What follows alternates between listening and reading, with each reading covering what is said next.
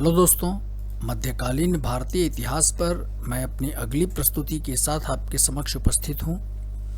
प्रस्तुत वीडियो में हम लोग मराठा प्रशासनिक व्यवस्था के अंतर्गत वसूले जाने वाले दो महत्वपूर्ण करों, चौथ तथा सरदेशमुखी, इस विषय पर चर्चा करेंगे। दोस्तों, सिविल सर्विसेज की मुख्य परीक्षाओं में शॉर्ट नोट्स के अंतर्गत इससे संबंधित प्रश्न पूछे जाते हैं और यह टॉपिक अत्यंत उपयोगी है। तो इस पर एक अध्ययन सामग्री मैंने आपके समक्ष प्रस्तुत किया है, आइए इसे देखें। जैसा कि आप सबों को पता है कि भूराजस्व के बाद चौथ और सरदेशमुखी संज्ञक कर मराठा राज्य की आय के प्रमुख स्रोत थे।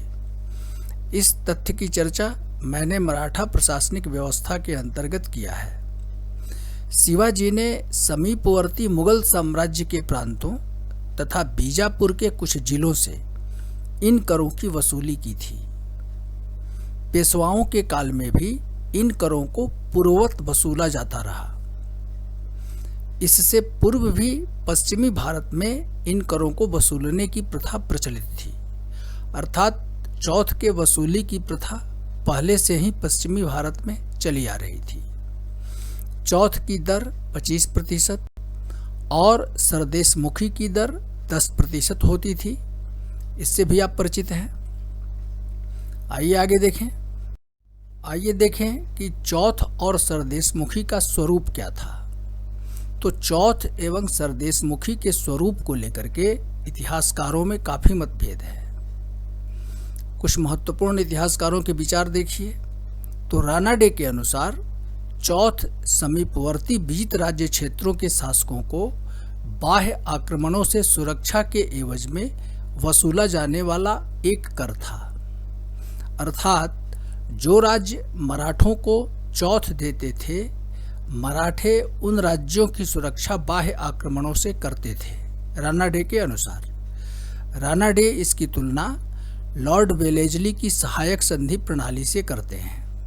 सहायक संधि प्रणाली से आप परिचित होंगे, जिसमें लॉर्ड वेलेस्ली ने देसी रियासतों के खर्च पर एक सेना रखी जो उन्हीं राज्यों में रहती थी, उन राज्यों की सुरक्षा के नाम पर। हालांकि उस सैनिक का उपयोग अपने साम्राज्यवादी युद्धों को लड़ने में अंग्रेजों ने किया था। तो रानाडे चौथ की वसूली की जो प्रथा थी उसे लॉर्ड वेलेस्ली की सहायक संधि प्रणाली से उसकी तुलना करते हैं। इससे प्राप्त राशि का उपयोग सैनिकों के रखरखाव पर होने वाले व्यय को वहन करने के लिए किया जाता था। हालांकि इसका निर्धारण शासकों की सहमति से ही होता था। इसी प्रकार एक दूसरे इतिहासकार हैं सर यदुनाथ सरकार। इन्होंने चौथ को मराठा आक्रमण से बचने के लिए पड़ोसी राजाओं द्वारा दिया जाने वाला एक भयादोहन कर माना है। अर्थात यदुनाथ सरकार के अनुसार मराठे किसी राज्य पर आक्रमण न करें तो मराठों के आक्रमण से खुद को बचाने के लिए वो राज्य मराठों को चौथ देते थे। तो यह मत सर यदुनाथ सरकार का है। आगे देखें। अब एक इतिहासकार हैं सरदेसाई। इन्होंने चौथ को शत्रुता भाव रखने वाले या विजित राज्यों से वसूल किया जाने वाला कर माना है। इसी प्रकार कुछ विद्वानों ने इसे आक्रमणकारी डाकू को खरीदने का एक साधन मात्र माना है। लेकिन चौथ के स्वरूप को लेकर के इतिहासकारों में मतभिन्नता के बावजूद चौथ को सामान्यतः एक सैनिक योगदान माना जा सकता है, जिसे किसी क्षेत्र पर अधिकार किए बिना अथवा निर्बल शासकों से वसूला जाने वाला कर था। अर्थात वे क्षेत्र जो मराठों के प्रत्यक्ष नियंत्रण में नहीं थे, या तो उन राज्यों को मराठे परास्त कर चुके थे या जो शासक निर्बल थे, उनसे मराठे चौथ की वसूली करते थे। आगे बढ़ें। इसी प्रकार सरदेशमुख का अर्थ देशमुखों का मुखिया होता है। मराठा साम्राज्य के उदय से संबंधित जो अध्ययन सामग्री मैंने आपके समक्ष प्रस्तुत किया है, उसमें इस बात की चर्चा की गई है देशमुखों की, ये भूराजस्व अधिन्यासी होते थे। तो सरदेशमुख का दायित्व देशमुखों की कार्य प्रणालियों एवं गतिविधियों को नियंत्रित करना था।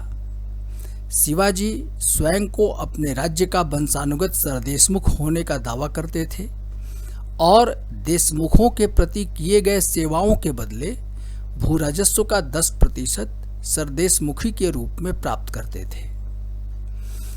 अब यहाँ महत्वपूर्ण बात यह है कि चौथ एवं सरदेशमुखी की वसूली ने मराठों को अपने क्षेत्राधिकार के बाहर के जिलों पर मराठा प्रभाव में वृद्धि की तथा दक्कनी सुल्तानों एवं मुगलों ने इन दोनों करों को वसूल करने का अधिकार प्रदान कर अप्रत्यक्ष रूप से इस उदय हो रहे मराठा राज्य को बड़ी सीमा तक वैधानिक दर्जा प्रदान करने में महत्वपूर्ण योगदान दिया था।